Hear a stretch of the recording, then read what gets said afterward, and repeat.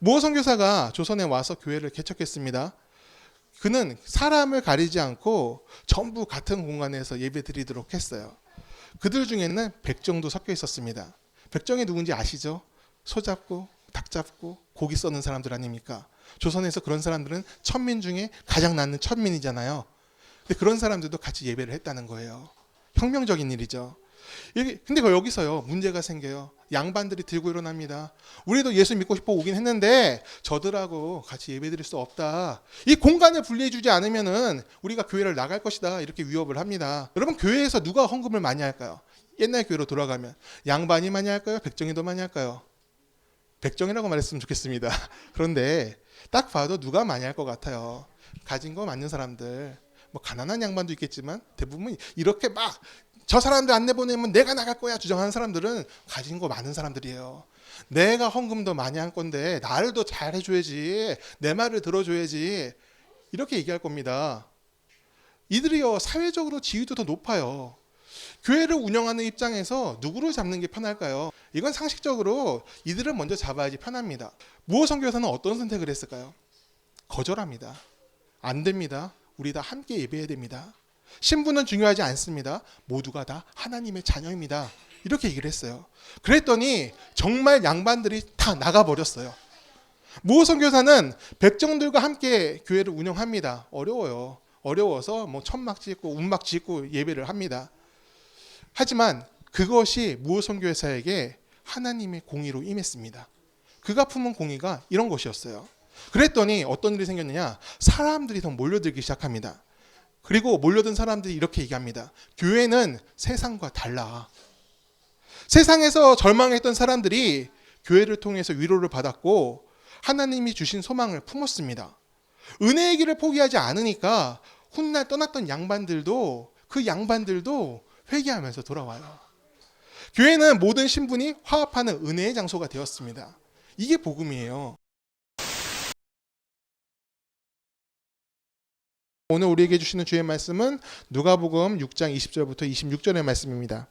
예수께서 눈을 들어 제자들을 보시고 이르시되 너희 가난한 자는 복이 있나니 하나님의 나라가 너희 것이며 지금 줄인 자는 복이 있나니 너희가 배부름을 얻을 것이며 지금 우는 자는 복이 있나니 너희가 웃을 것이며 인자로 말미암아 사람들이 너희를 미워하며 멀리하고 욕하고 너희 이름을 악하다 하여 버릴 때에는 너희에게 복이 있도다.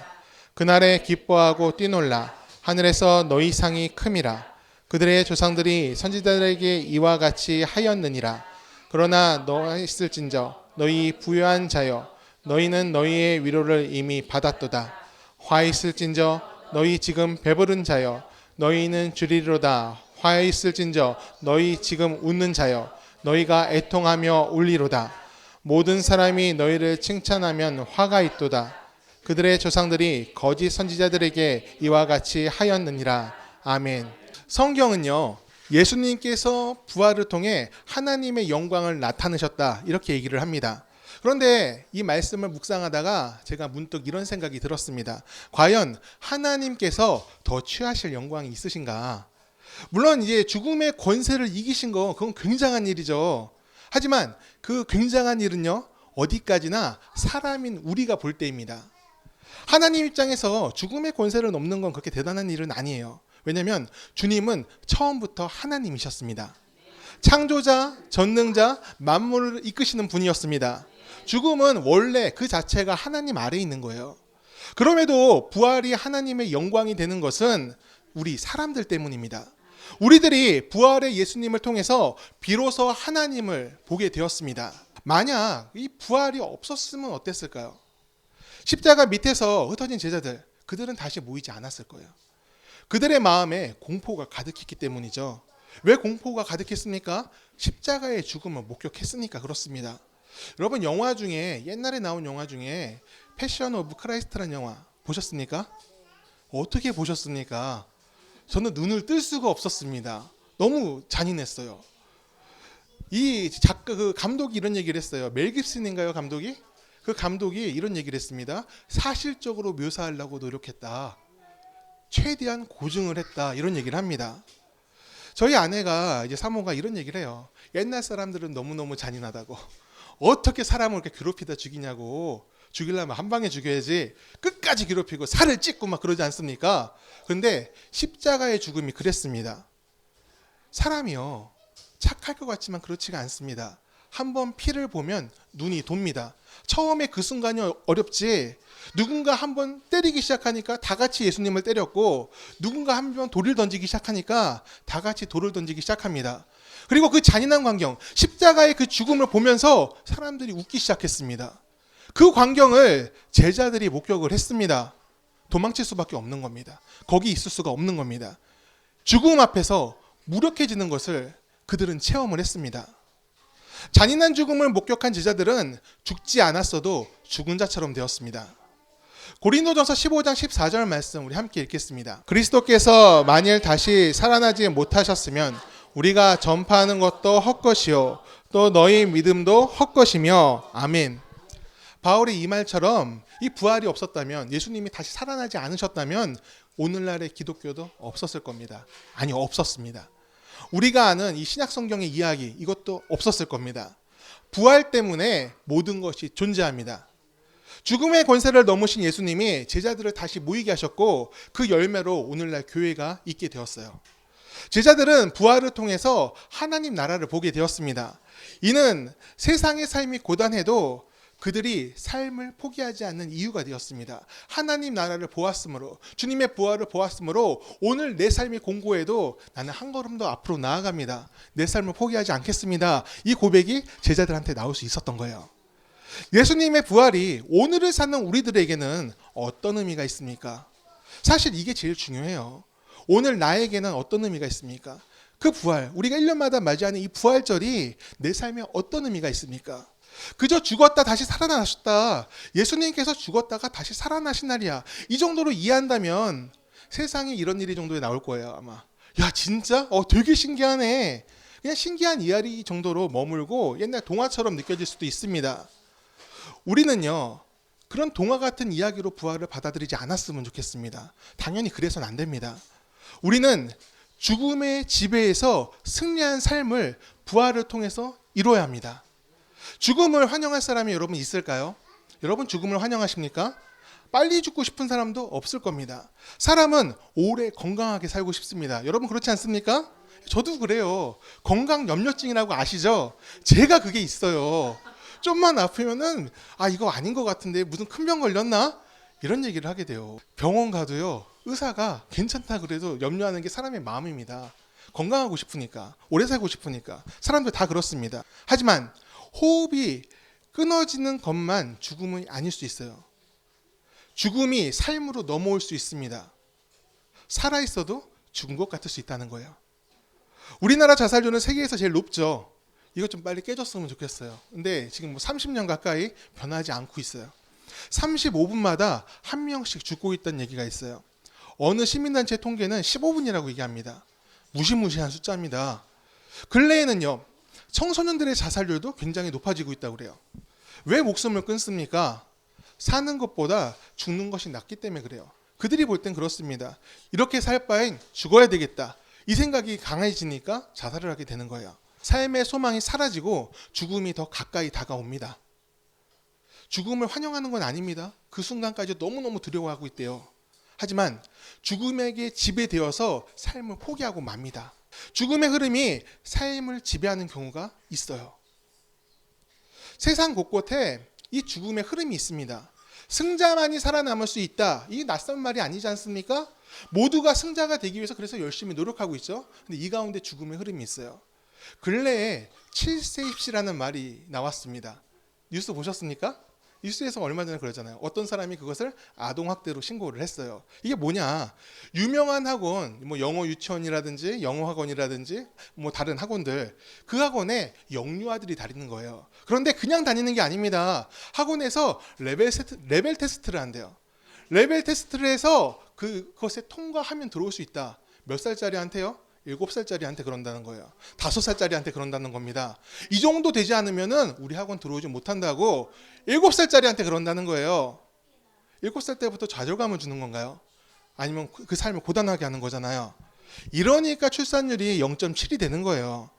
이런 경우는 사는 것이 지옥이 되는 것과 마찬가지입니다. 이런 세상을 우리가 살고 있어요. 그런데요, 모두가 다 문제를 알고 있습니다. 그렇지 않습니까? 여러분들 지금 혀를 끌끌 차셨잖아요. 문제를 다 알고 있어요. 그 법을 만드는 사람들도 문제를 다 알고 있습니다. 저도 문제를 알고 있어요. 근데 모두가 다 문제를 알고 있지만 아무도 바꾸질 못합니다. 뒤처질까봐, 이기지 못할까봐, 또 불행해질까봐, 내가 가진 것을 놓칠까봐 그것을 두려워합니다. 이게 바로 죽음의 흐름입니다. 나쁜 줄 알면서도 계속 가게 되는 거예요. 계속 가면 절벽으로 떨어질 줄 알면서도 계속 달리고 있는 겁니다. 사회가 그 죽음의 흐름에 지배당하고 있습니다. 어떻게 이 흐름을 끊어낼 수 있겠습니까? 우리는 죽음의 속성을 알고 그것을 넘어서야 합니다. 많은 사람들이요, 죽음을 두려워합니다. 왜냐? 단절이라고 생각하니까 두려워하는 거예요. 아프고 끊어지고 상실하고 무너지는 것이 죽음이라고 여깁니다. 다 잃어버린다고 생각하니까, 그리고 다 놓고 가야 된다고 생각하니까 너무나 무섭습니다. 죽음이 거대한 장벽처럼 우리 앞을 가로막고 있는 것 같아요. 그 장벽에 다가가면 안 된다고 생각해서 더 강박적으로 멀리 가고 싶어 합니다. 하지만 다가오는 죽음은 어떻게 막나요? 죽음을 두려워하게 되니까 그 죽음의 기운이, 그 죽음의 냄새들이 우리 삶으로, 이 세상으로 흘러 들어올 수밖에 없는 겁니다. 두려워하지 않아야 되는데 두려워하고 있는 거예요. 예수님은 부활로서 이 죽음을 깨십니다. 죽음의 벽을 넘어서 하나님 나라에 가셨다가 다시 죽음의 벽을 넘어서 이 세상으로 오셨어요. 그냥 넘어갔다 오신 것이 아니죠. 가져오신 것이 있어요. 하나님 나라의 소식, 복음, 소망을 가져오셨습니다. 죽음이 너희를 가로막지 못한다. 나로 인해서 앞으로 나갈 것이다. 그것을 말씀하세요. 요한복음 11장 25절 말씀 같이 읽겠습니다. 예수께서 이르시되 나는 부활이요 생명이니 나를 믿는 자는 죽어도 살겠고 무릇 살아서 나를 믿는 자는 영원히 죽지 아니하리니 이것을 내가 믿느냐. 아멘. 여러분 이 말씀을 믿으십니까? 아멘. 베드로가 이 천국 열쇠 받았다고 하지 않습니까? 이 천국 열쇠를 받을 수 있었던 것은 그가 예수님을 품었기 때문이에요. 믿음으로 예수님을 구주로 영접했기 때문입니다. 주님을 향한 믿음, 부활의 은혜로 죽음이 주는 절망을 버리고 거기에 붙잡히지 아니하고 하나님 나라의 소망을 품고 세상을 살았기 때문에 그는 천국의 문을 여는 자가 되었습니다. 마찬가지로 그 천국의 소망이 예수님을 따르는 자들의 모임인 교회를 통해서 세상으로 흘러가야 됩니다. 베드로한테 멈춘 것이 아니지 않습니까? 우리를 통해서 하나님 나라의 소망이 흘러가야 돼요. 어떻게 흘러갈 수 있습니까? 우리 안에 예수님이 계시니까 흘러갈 수 있는 겁니다. 교회는 건물이 아니라 사람이지 않습니까? 바로 예수의 이름으로 모인 사람들이 교회입니다. 세상에 전할 수 있도록 우리 안에 주님이 주신 은혜의 소망으로 가득하기를 축원합니다. 오늘 본문인 누가복음 6장에서 예수님은 복과 화에 대해서 얘기를 하세요. 가난한 자와 줄인 자와 우는 자, 믿음을 지키다 핍박받는 자들이 복을 얻을 것이라 말씀하셨습니다. 반면에 부유한 자, 배부른 자, 모든 사람들한테서 칭찬을 받는 자는 화가 있을 것이다. 어디서 화가 있어요? 하나님 나라에서 화를 당한다. 이렇게 얘기를 하셨어요. 여러분 이 말씀 우리가 어떻게 이해를 해야 되겠습니까? 세상에서 당한 억울함은 하늘에서 풀리고 이 세상에서 누린 복은 하늘에서는 화가 될 것이다. 이렇게 이해하면 맞겠습니까? 우리는 이 말씀에서 하나님의 시선이 어디에 머물고 있는지 느낄 수 있어야 됩니다. 예수님은 이 궁궐이 아니라 아주 가난한 서민의 집에서 이 땅에 오셨죠. 그 서민은 이제 마구간이 바로 곁에 있는 그 집에서 태어나셨습니다. 그리고 이 세상에 오시는 그 순간에 그 곁을 지키고 있던 사람들이 누굽니까? 양치는 목자들이었어요. 그들은 이 세상에서 가장 가난한 사람들이었어요. 왜 그들한테 오셨습니까? 그들에게 위로가 되기 위해 오셨습니다. 예수님은 공생애를 하시면서 누구를 만나셨습니까? 나병 환자, 세리, 창녀들을 만나셨습니다. 세상에서 울고 있는 자, 배고픈 자들이 바로 그들이었습니다. 그들은 용기를 내서 예수님 앞으로 나왔고 주님은 그 용기를 의롭게 하셨습니다. 의라고 말씀하셨어요. 그 의로움으로 인해서 예수님을 만난, 예수님을 따르고 믿는 그 의로움으로 인해서 그들이 핍박을 받았으나 그들은 그 의로움으로 하나님의 자녀가 되었습니다. 그들을 구원하기 위해서, 그들과 함께하기 위해서 예수님이 오신 거예요. 반면 바리새인들, 그들은 배부른 자들이었습니다. 그들은 예수님의 말씀을 되게 싫어했죠. 자신들보다 뛰어났기 때문이에요. 헤롯 같은 자들은 누굽니까? 헤롯과 그 일당들은 바로 부유한 자들입니다. 그들은 권력에 취해서 주님의 은혜를 필요로 하지 않았습니다. 세상의 칭찬을 듣는 자들, 바로 그들이었습니다. 그들은 겸손하지 않았습니다. 그들은 겸손해야 했어요. 왜 자신에게 부요함이 주어졌는지, 왜 많은 것을 가지고 이 명성을 갖게 되었는지 그것을 생각해 봐야 했습니다. 그것을 깨닫지 못한다면 악인이 될 수도 있는 거예요. 우리가 이 세상을 살면서 많은 복을 누리고 있다면 우리는 어떻게 살고 있는가, 또 어떻게 살아야 되는가, 그것에 대해서 고민을 해봐야 됩니다. 삶의 방향에 대한 고민과 성찰이 없다면 우리가 누리고 있는 이 복은 하나님 나라에서 화로 변할 수 있습니다. 부활의 소망은 하나님의 시선이 머문 곳을 바라보는 자들에게 주어집니다. 그 소망을 품고 열매 맺는 자에게 마르지 않는 삶의 기쁨이 있습니다. 우리들이 항상 그런 사람이 되었으면 좋겠습니다. 사순절 기간 하여목으로 한국을 사랑한 선교사들의 이야기를 나눴습니다. 여러분 어떠셨습니까? 그들의 삶에서 무엇을 보셨습니까? 사무엘 무어 선교사와 로제타 홀이라는 분이 계셨죠. 그 중에 전 그 일화를 지금 설교 시간에 약간 전하려고 합니다. 무어 선교사가 조선에 와서 교회를 개척했습니다. 그는 사람을 가리지 않고 전부 같은 공간에서 예배드리도록 했어요. 그들 중에는 백정도 섞여 있었습니다. 백정이 누군지 아시죠? 소 잡고 닭 잡고 고기 써는 사람들 아닙니까? 조선에서 그런 사람들은 천민 중에 가장 낫는 천민이잖아요. 근데 그런 사람들도 같이 예배를 했다는 거예요. 혁명적인 일이죠. 근데 여기서요 문제가 생겨요. 양반들이 들고 일어납니다. 우리도 예수 믿고 싶어 오긴 했는데 저들하고 같이 예배드릴 수 없다. 이 공간을 분리해주지 않으면은 우리가 교회를 나갈 것이다. 이렇게 위협을 합니다. 여러분 어떤 느낌을 받으십니까? 오늘날도 비슷하잖아요. 그죠? 수틀리면 교회가 여기뿐이야. 딴 데 가면 되지. 나 있지 않습니까? 기분 나쁘면 교회도 안 가고 천국도 안 가겠다. 그런 사람들 있지 않습니까? 이게 옛날에도 그래 똑같아요. 변한 게 하나도 없어요. 여러분 교회에서 누가 헌금을 많이 할까요? 옛날 교회로 돌아가면 양반이 많이 할까요? 백정이 더 많이 할까요? 백정이라고 말했으면 좋겠습니다. 그런데 딱 봐도 누가 많이 할 것 같아요. 가진 거 많은 사람들. 뭐 가난한 양반도 있겠지만 대부분 이렇게 막 저 사람들 안 내보내면 내가 나갈 거야 주장하는 사람들은 가진 거 많은 사람들이에요. 내가 헌금 더 많이 한 건데 나를 더 잘해줘야지, 내 말을 들어줘야지, 이렇게 얘기할 겁니다. 이들이요 사회적으로 지위도 더 높아요. 교회를 운영하는 입장에서 누구를 잡는 게 편할까요? 뭐 회사를 운영하는 입장이라고 해야 될까요? 이건 상식적으로 이들을 먼저 잡아야지 편합니다. 어떤 목사님이 이런 얘기합니다. 전도할 때 머리를 먼저 잡아야 돼. 제가 군성교회 때 들었단 말이에요. 대대장을 전도하고 사단장을 전도하라고. 그럼 그 밑은 굴비역듯이 다 나온다고. 이게 맞는 말이긴 한데 틀린 말이기도 합니다. 언제부터 전도를 사람 나눠가면서 했나요? 복음은 뿌리는 것이고 그것을 무는 사람이 교회에 오는 겁니다. 하나님을 믿게 되는 거예요. 내가 누구를 전도하겠다 그런 거 없는 겁니다. 모두에게 똑같이 구원의 문이 열려 있습니다. 무어 선교사는 어떤 선택을 했을까요? 거절합니다. 안 됩니다. 우리 다 함께 예배해야 됩니다. 신분은 중요하지 않습니다. 모두가 다 하나님의 자녀입니다. 이렇게 얘기를 했어요. 그랬더니 정말 양반들이 다 나가버렸어요. 무어 선교사는 백정들과 함께 교회를 운영합니다. 어려워요. 어려워서 뭐 천막 짓고 운막 짓고 예배를 합니다. 하지만 그것이 무어 선교사에게 하나님의 공의로 임했습니다. 그가 품은 공의가 이런 것이었어요. 그랬더니 어떤 일이 생겼느냐? 사람들이 더 몰려들기 시작합니다.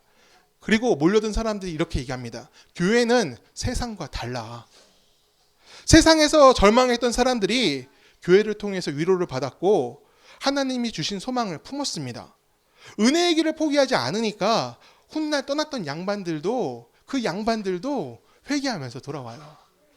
교회는 모든 신분이 화합하는 은혜의 장소가 되었습니다. 이게 복음이에요. 또 한 분의 선교사님이 나오죠. 로제타 홀. 이 로제타 홀 선교사는 남편인 제임스 홀과 조선에 왔어요. 그런데 불과 4년 만에 이 남편이 병에 걸려서 소천하고 맙니다. 그리고 얼마 안 있어서 몇 년 안 있어서 2살 된 딸도 잃어버립니다. 질병으로 숨져요. 그리고 훗날 손자도 조선 땅에서 목숨을 잃습니다. 그럼에도 그는 한국을 떠나지 않고 30년이 넘는 시간 동안 이 땅의 사람들과 함께 살며 선교 활동을 했고 죽어서도 한국에 묻어달라고 얘기를 합니다. 사랑하는 가족들을 아픔으로 떠나보낸 이방 땅이지 않습니까? 고향은 아니잖아요. 친척들도 있는 것도 아니고. 어떻게 소중한 사람들을 한 명만 잃어버려 가면서 버틸 수 있었을까요? 어려운 일이었을 거예요. 그녀는 이렇게 얘기합니다. 이곳이 하나님께서 이끄신 곳, 나의 터전입니다. 사실 남편을 잃었을 때 한국에 돌아오지 않을 수 있었습니다. 그때 그는 8살 된 아들한테 이렇게 얘기를 합니다. 이곳이라고 하면 미국이겠죠. 이 미국에서 내가 사역을 하려고 해도 그 길이 막히고 있다. 오로지 한국에서의 길만 열리고 있다. 그럼 나를 한국으로 보내려는 사람들이 더 강하게 기도를 하고 있다.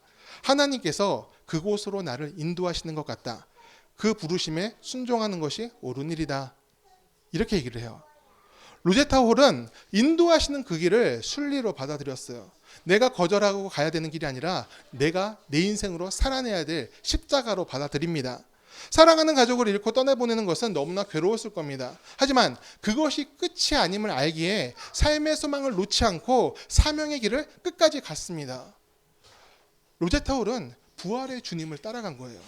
부활이 내게 있으므로 내가 이것이 끝이 아님을 알므로 내 인생을 통해서 주의 영광을 나타내는 삶을 살겠다. 포기하지 않겠다. 그래서 끝까지 갈 수 있었습니다. 빌립보서 4장 13절의 말씀을 제가 읽어드리겠습니다. 내게 능력 주시는 자 안에서 내가 모든 것을 할 수 있느니라. 아멘. 이 말씀의 의미를 여러분 다 아실 거예요. 난 주님 안에서 무엇이든지 할 수 있어. 이런 의미가 아닌 것도 아실 겁니다.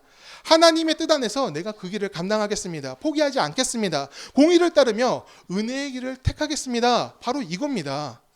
선교사들은 우리와 세상의 일로는 전혀 연결점이 없는 사람들이에요. 이 땅의 사람들하고 뭐 연결될 게 없지 않습니까?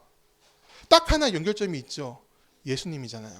그들 안에 예수님이 계셨고 우리 안에도 예수님이 계십니다. 예수님 때문에 이 땅에 와서 살았고 예수님 때문에 그들은 복음을 전했습니다. 그리고 예수님 때문에 끝까지 포기하지 않았습니다. 삶의 여정을 끝까지 은혜의 길로 해서 승리할 수 있었습니다. 여러분, 예수를 믿는다는 것이 무엇입니까?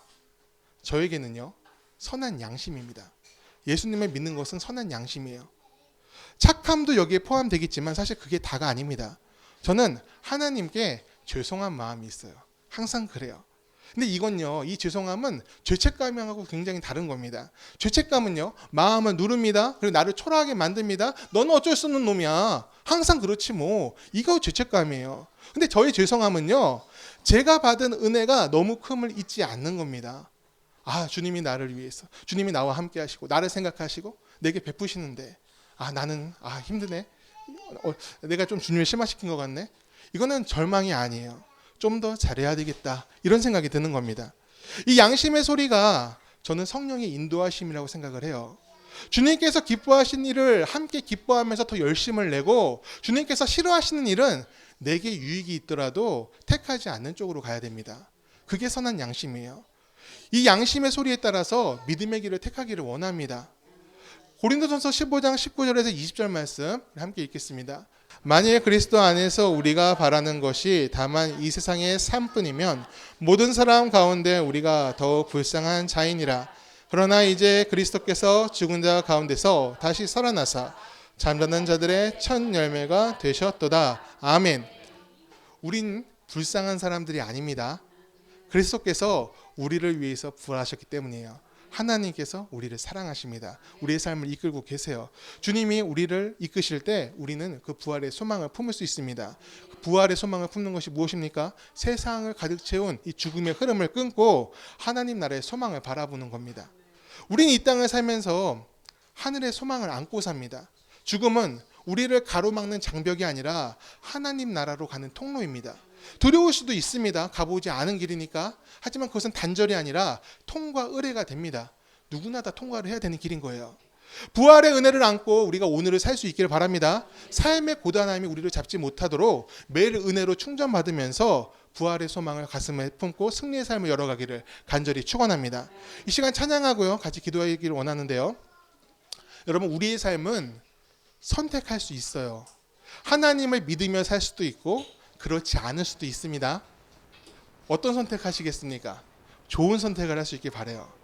부활의 은혜를 받아들여서 우리가 소망의 삶을 열 수 있기를 바랍니다. 많은 이들이요, 죽음의 흐름에 잡혀 있을 때가 있습니다. 그럴 때 우리는 하나님 나라 소망, 예수님을 바라봐야 됩니다. 예수님을 바라볼 때 오늘을 기쁘게 살 수가 있어요. 이 기쁨이 뭐냐면 우리 삶에 웃음이 있는 겁니다. 또 우리 삶에 대한 기대가 있는 겁니다. 그리고 제일 중요한 거 사명이 있는 겁니다. 사명이 무엇입니까? 우리가 오늘 주님을 위해 할 수 있는 일을 하는 겁니다. 거창한 거 하는 게 아닙니다. 큰 계획 갖고 하는 게 아닙니다. 내가 오늘, 내일 말고 오늘 하나님 안에서 살아가는 겁니다. 그게 사명이에요. 누군가 우리에게 이렇게 묻는다면 왜 그렇게 즐겁습니까? 이렇게 묻는다면 예수님이 나를 위해 부활하셨으므로 내가 즐겁습니다. 이렇게 말할 수 있는 우리의 삶과 우리의 인생이 되기를 바랍니다. 오늘 시간 찬양합니다. 그 사랑.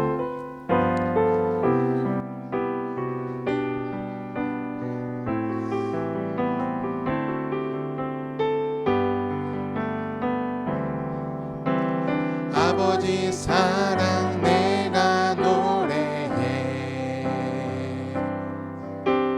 아버지 은혜 내가 노래해 그 사랑 변함없으신 어딘없으신 성실하신 그 사랑 상한 갈 때 꺾지 않으시는 상한 갈 때 꺾지 않으시네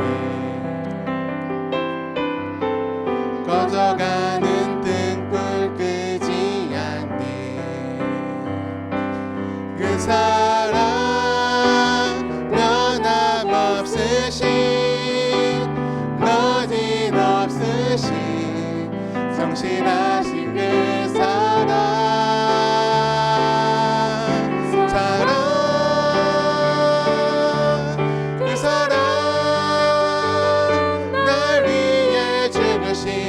날 위해 다시 사신 예수 그리스도 다시 오실 그 사랑 주름도 생명도 천사도 하늘의 어떤 곳에도 끊을 수 없는 영원한 그 사랑 예수 그 사랑